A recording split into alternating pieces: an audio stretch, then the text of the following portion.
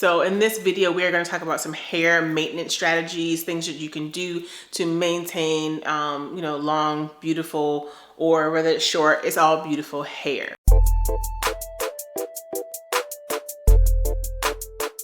Hey guys, and welcome back to my channel. We have reached the end of our series. This is part 3 of our 3-part series, our beauty hack series. So if you haven't watched my other 2 videos, make sure that you watch them. I will leave them on the link somewhere around here.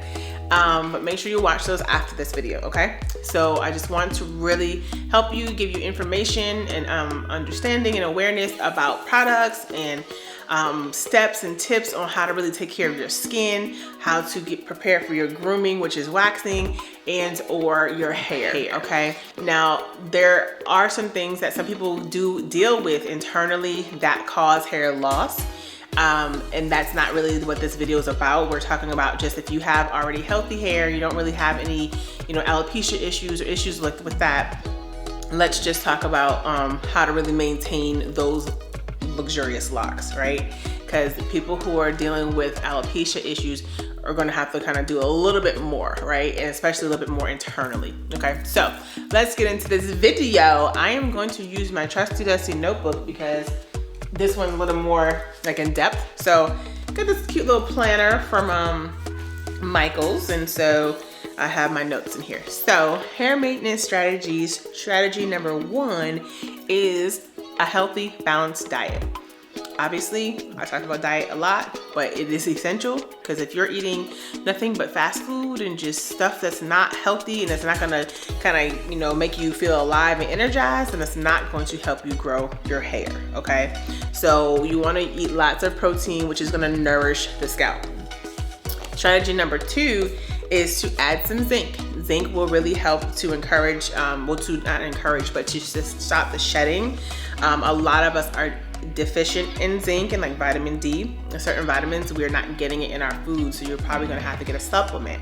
So getting some zinc, you can get it through food, which is like Brazil nuts or walnuts, pecans, cashews, almonds. Eat more fruits and vegetables. So that kind of goes back to that balanced diet, but also how you can get more zinc through food if you don't want to take a pill, all right? Strategy number 3 is check your labels, okay? Again, I've talked about this and I'll talk about it more later on, sharing my experience, but labels are important. They're there for a reason, right? So the ingredients on the back of your shampoo bottles or conditioner, I mean, honestly, if it's more than like 10 ingredients, you probably need to dump it, okay?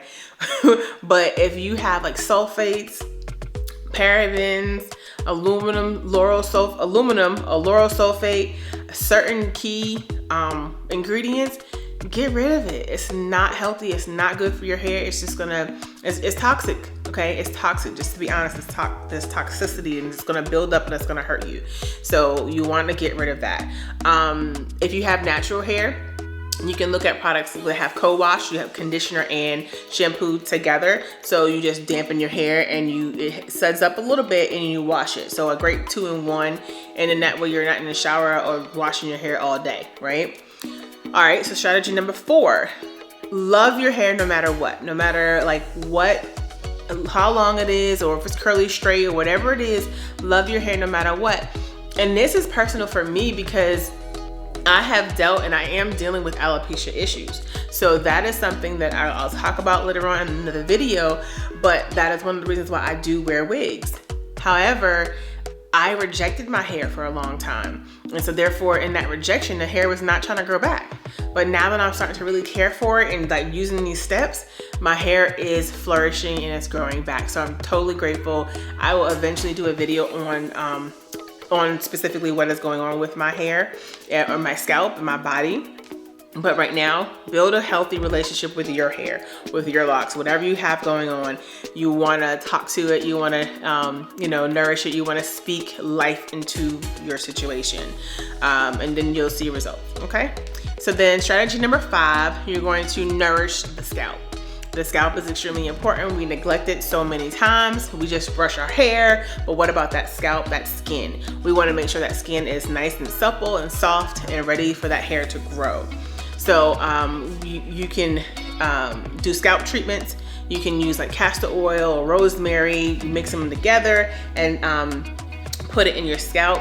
I don't know if some of you remember or had a mom who used to grease your scalp, you know, but that's kind of that same idea, is just getting in between it all and greasing the scalp. Having a self-care day. Self-care Saturday, self-care Sunday. Get sassy, you know what I'm saying? Sass up.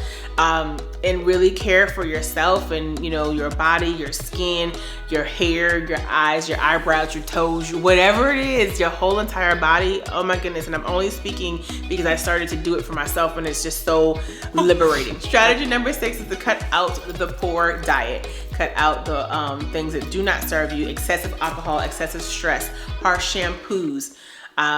You know, if you are on like blood thinners or certain medications, check with your doctor to find out if there are any alternatives or more natural alternatives that you can, you know, use, because they do have a definitely effect on your body internally and then, you know, externally with your hair. So then your hair becomes brittle and it starts to shed or it turns colors. So medication, if you don't have to take it, don't take it. Okay, I'm just saying. Like, anyway, I'm not gonna get into all that.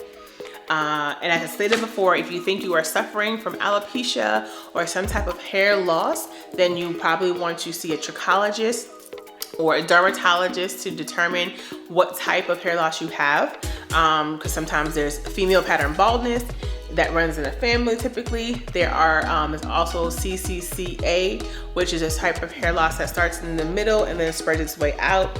There's traction alopecia that happens from braiding and wigs and stuff like that. They're all forms of alopecia. And so you want to make sure you check with your doctor to find out what you have going on, just to make sure. These strategies can work. However, if there is a underlying condition, you may not see the results, okay? So I hope you found value from this video. I hope the video was very helpful in these hair maintenance strategies to help your hair grow and to be healthy. But it starts from within. It starts from the inside and works its way out.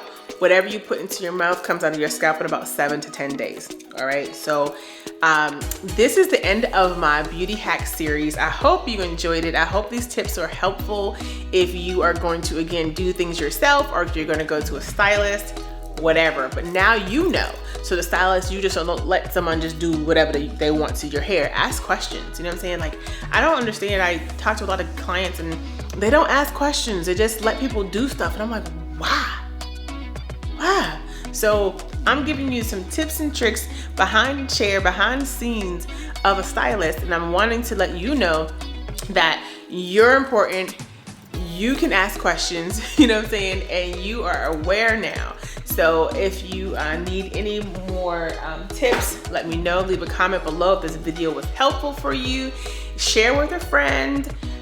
Give me some feedback. Give me some love. You know what I'm saying? Make sure you turn the notification bell on. Make sure you subscribe to my channel. Let's grow together, okay? I need y'all. I need you. All right? So until we meet again, I'll talk to you soon. Bye.